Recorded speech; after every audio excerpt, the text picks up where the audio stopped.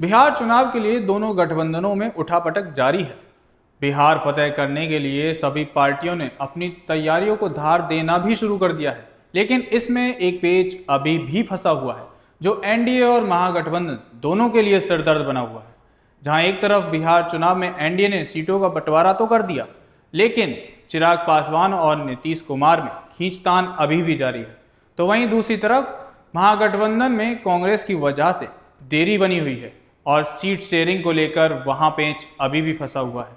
आज की इस रिपोर्ट में हम बात करेंगे कि कैसे जेडीयू का बड़े भाई का दर्जा इस बार खत्म हो गया और एनडीए हो या महागठबंधन, दोनों तरफ खटास बरकरार है, दोनों तरफ घमासान मचा हुआ है। बिहार विधानसभा चुनाव की लड़ाई इस बार आसान बिल्कुल भी नहीं दिखती है। तैयारी दोनों ओर से जबरदस्त है। सीटों के बंटवारे से लेकर उम्मीदवारों के नाम घोषित करने में नीतीश कुमार के नेतृत्व वाले बिहार एनडीए ने बाजी मार तो ली है, लेकिन कुछ सीटों को लेकर खींचतान और नाराजगी बरकरार है। तो वहीं महागठबंधन में सब कुछ ज्यों का त्यों अटका पड़ा है। तनातनी इस हद तक पहुँच गई है कि घटक दलों ने सीट बंटवारे पर फैसले में देरी देख उम्मीदवारों की घोषणा भी शुरू कर दी है। महागठबंधन में सीट शेयरिंग में देरी से दलों के दिलों में तो दरार पड़ ही गई है। एनडीए में भी सीट बढ़ तो गई, लेकिन खटास सबके मन में है। किसी को कम सीटें मिलने से तकलीफ है तो किसी को मनचाही सीट न मिलने का मलाल है। ऐसे में बिहार फतेह का सपना लिए पूरे मन से मैदान में कोई उतरेगा, इसमें डाउट तो पैदा होता ही है। लेकिन एनडीए में सीट शेयरिंग के बाद ये सवाल उठ रहा है कि बिहार में जेडीयू के बड़े भाई का दर्जा छिना और चिराग पासवान पर बीजेपी दाव क्यों लगा रही है। नवंबर 2005 जेडीयू के सत्ता संभालने के बाद ये पहला मौका है जब वो सीट बंटवारे में बड़े भाई की भूमिका में नहीं है। साल 2020 में एनडीए गठबंधन में जेडीयू ने 115 सीटों पर जबकि बीजेपी ने 110 सीटों पर चुनाव लड़ा था। लेकिन 2025 विधानसभा चुनावों में सीट शेयरिंग फॉर्मूले के मुताबिक जेडीयू और बीजेपी दोनों ही 101 सीट पर चुनाव लड़ेंगे। 12 अक्टूबर को हुई घोषणा के मुताबिक एनडीए गठबंधन में लोजपा 29 सीटों पर, हिंदुस्तानी आवाम मोर्चा और राष्ट्रीय लोक मोर्चा 6 सीटों पर चुनाव लड़ेंगे। बीते 2 दशकों से बड़े भाई का स्टेटस एंजॉय कर रहे जेडीयू कार्यकर्ताओं के लिए ये बड़ा झटका माना जा रहा है। एनडीए में सीट शेयरिंग के इस फॉर्मूले के बाद जेडीयू कार्यकर्ताओं की बेचैनी और निराशा बढ़ गई। वहीं इस सवाल को भी एक बार फिर कुरेद दिया है कि चुनाव के बाद जेडीयू की बतौर पार्टी क्या स्थिति होगी। इसमें जाहिर है कि जेडीयू का नेतृत्व नीतीश कुमार की सेहत का सवाल भी जुड़ता है। सवाल ये भी है कि लोजपा या चिराग पासवान इतनी सारी सीटें अपने पाले में करने में कैसे सफल रहे, जबकि एनडीए खेमे में एक और दलित नेता यानी कि जीतन राम मांझी की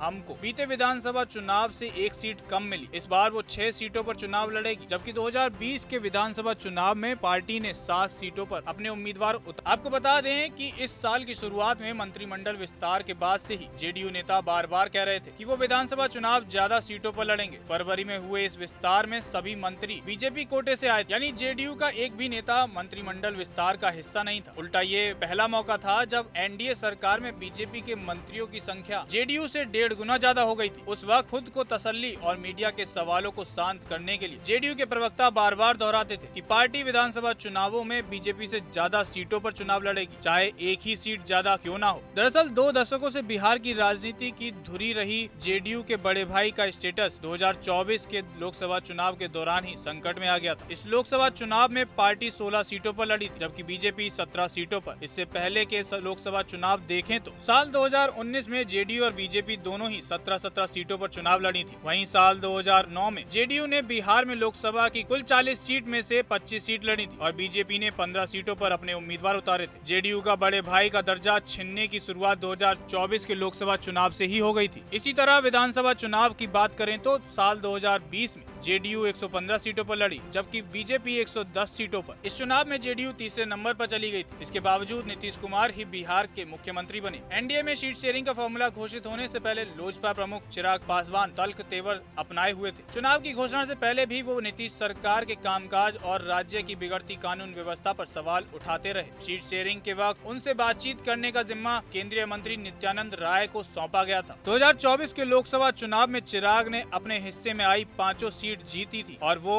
इस हिसाब से 30 सीट चाहते थे, यानी प्रति लोकसभा 6 सीट। सीट शेयरिंग का फॉर्मूला देखें तो चिराग अपनी मांग मनवाने में कामयाब रहे, उन्हें 29 सीटें मिली हैं। बता दें कि बीते विधानसभा चुनाव में चिराग पासवान ने अकेले 135 सीट पर चुनाव लड़ा था और सिर्फ 1 सीट पर जीत दर्ज की थी। एक्सपर्ट्स मानते हैं कि जेडीयू के तीसरे नंबर की पार्टी बनने की वजह चिराग पासवान ही थे। तो ये था एनडीए का गठजोड़। अब बात कर लेते हैं महागठबंधन में मचे बवाल के बारे में, जो सुलझता नजर नहीं आ रहा है। महागठबंधन में है कांग्रेस का अड़ंगा। अगर दोनों गठबंधनों में सीट शेयरिंग पर किसी पार्टी की ओर से सर्वाधिक व्यवधान सामने आया है तो वे है महागठबंधन की दूसरी बड़ी पार्टी कांग्रेस और एनडीए में चिराग पासवान की पार्टी एलजेपीआर। कांग्रेस कभी 70 तो कभी 100 सीटों की बात करती रही, फिर डिप्टी सीएम के एक पद की डिमांड भी करती। चुनाव से पहले सीएम, डिप्टी सीएम जैसे पदों के लिए सीएम फेस घोषित करने से मना किया और अब आखिरी वक्त आरजेडी नेता तेजस्वी यादव को सीट बंटवारे का इंतजार करा रही। आरजेडी को अब भी इंतजार है कि बात बन जाएगी। ऐसी कयास लगाई जा रही है कि बुधवार 15 अक्टूबर तक महागठबंधन में पॉजिटिव रिजल्ट निकल सकता है। अब थोड़ा चुनाव की भी बात कर लेते हैं। आपको बता दें कि बिहार में इस बार 2 चरणों में चुनाव होने हैं। पहले चरण का मतदान 6 नवंबर को होगा। नामांकन पत्र दाखिल करने की शुरुआत 10 अक्टूबर से हो चुकी है। नामांकन की आखिरी तारीख 17 अक्टूबर है। 18 को नामांकन पत्रों की जांच होगी। दोनों गठबंधनों में शामिल किसी भी पार्टी ने अभी तक अपने उम्मीदवारों की पूरी सूची जारी नहीं की है। होना तो ये चाहिए था कि दोनों गठबंधन अपने उम्मीदवार और सीटों की संख्या घोषित करने के लिए साझा प्रेस कॉन्फ्रेंस करते, लेकिन दोनों पर सीटों को लेकर खींचातानी की वजह से ये अभी तक फाइनल नहीं हो पाया है। बिहार चुनाव को लेकर जो ये खींचातानी बनी हुई है, उसके बाद एक बात तो साफ हो जाती है कि बिहार जीतने को दोनों गठबंधन बेताब है, लेकिन आधे अधूरे मन से चुनावी मैदान में जाएंगे। तो ऐसे में सवाल है कि क्या इसका असर चुनाव के नतीजों पर भी हो सकता है? आपको क्या लगता है? What's your take on this? Comment करके जवाब जरूर दें।